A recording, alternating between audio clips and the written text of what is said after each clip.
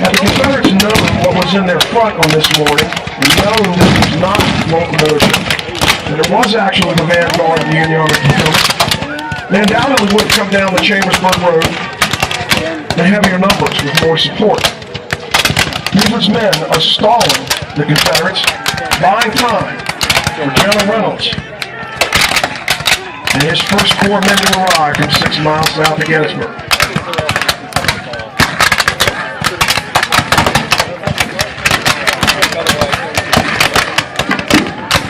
Couriers, messengers are being sent from west of Gettysburg to the south of Gettysburg to General Reynolds, urging him to hurry forward. When General Reynolds does arrive, he will arrive at the head of his troops. He is from Lancaster, Pennsylvania, 52 miles east of Gettysburg. Just 2 counties east of Gettysburg, Adams County.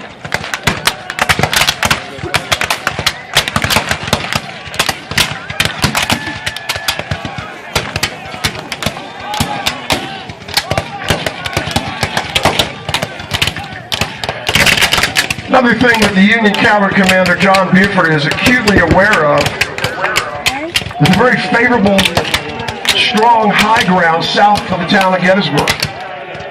Just south of Gettysburg is a hill where the town cemetery is located. It was established 9 years before the battle. It was known as Evergreen Cemetery. And that's why the soldiers in 1863 knew Cemetery Hill that we know today as Cemetery Hill themselves.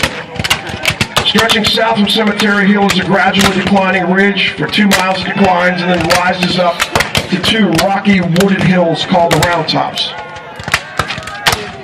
As Reynolds has rode forward the day before toward Gettysburg from the south, and as on this day, July 1st, the next day Reynolds moves forward, they can't help but notice the high ground to the right of the Emmitsburg Road.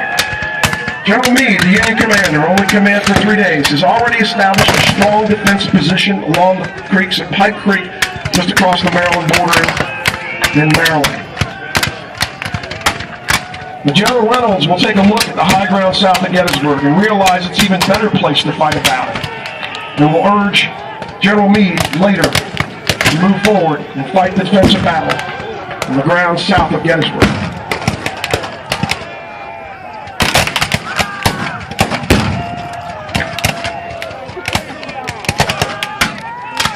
So Buford is also holding the Confederates off from seizing the advantageous position of the high ground just south of Gettysburg.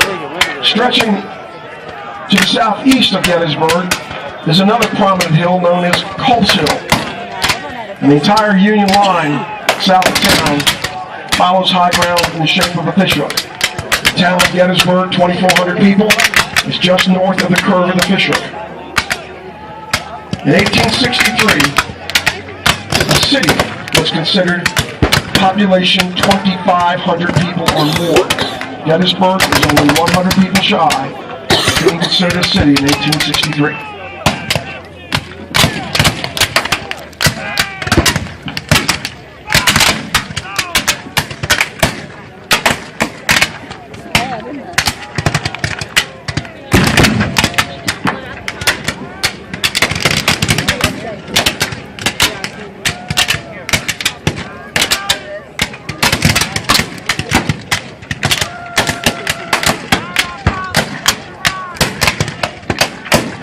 The immediate rear of the Union position, just about where you're seated right now, would be located a Lutheran Theological Seminary, the oldest continuously run Lutheran Theological Seminary in North America. It consists of 3 buildings. The middle building, 4 stories tall, the main classroom and dormitory building. On the top of the building is a cupola, an observation post that General Buford is manning. From the cupola tower, he can see out to his front, west of Gettysburg, where his men are fighting. He can also look to his left or to the south for the arrival of Reynolds and his 10,000 infantry.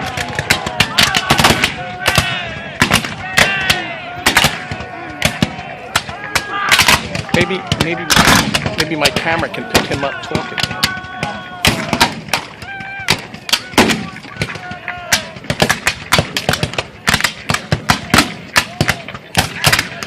two wings of Archer's brigade are what we're seeing in the Confederate advance in front of the Union line. Coming up on the far left, looks like Davis's brigade is beginning to approach the field.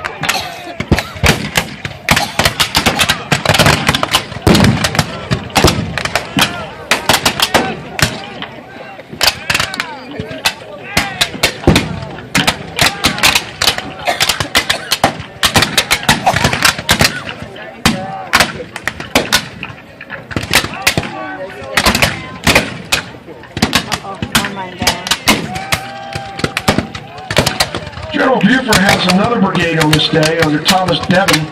That brigade is going to be more to the right of the Union line. And at this point, we'll be scouting north of Gettysburg, looking for Confederates approaching eventually from that direction.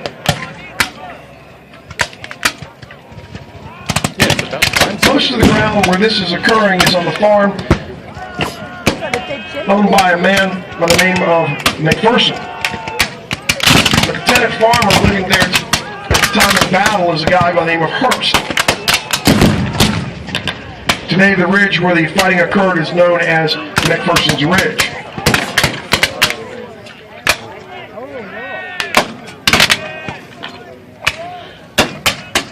Once General Buford retreats to McPherson's Ridge, the Confederates move in and occupy his former position on her ridge, H-E-R-R. And that is where the Confederate artillery will be placed and where the Confederate infantry will approach from.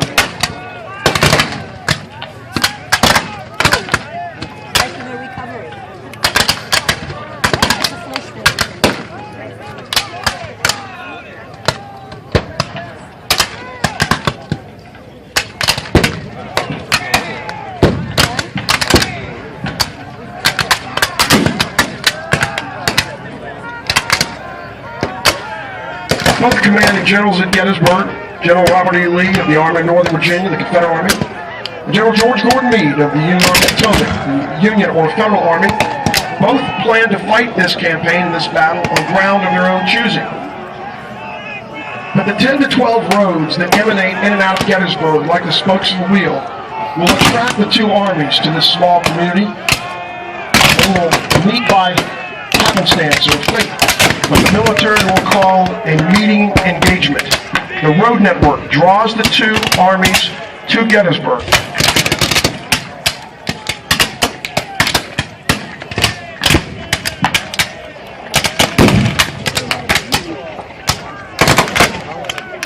In the distance you hear bugle calls. Bugles were used, certain tunes would indicate certain orders or messages.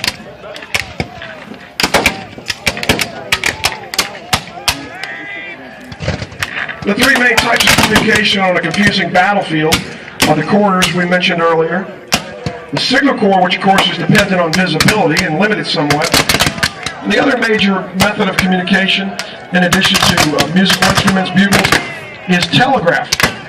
But of course, because nobody knows the battle's going to be here at Gettysburg, they don't have time to set up telegraphs on the battlefield itself. However, the Union Army does have telegraph lines sent back to Washington, where they can send reports of what's going on to the federal capital.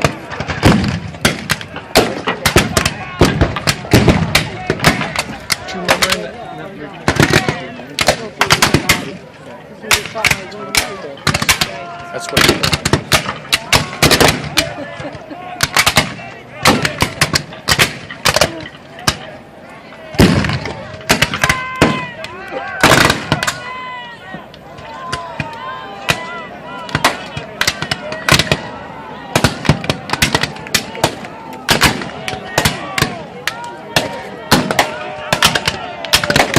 Wow, 1,200 megabytes I got on this thing so far. Oh, good. You know, folks, if you ever go to a museum and you look at uniforms, you might get the idea that over the course of 150 years they may have shrunk. The fact of the matter is, most of these Civil War soldiers weren't as tall as people are today. Over the course of 150 years, due to improved nutrition, the average height of a man has increased by about 2 or 3 inches, from about 5'7" to 5'8" to about 5'10".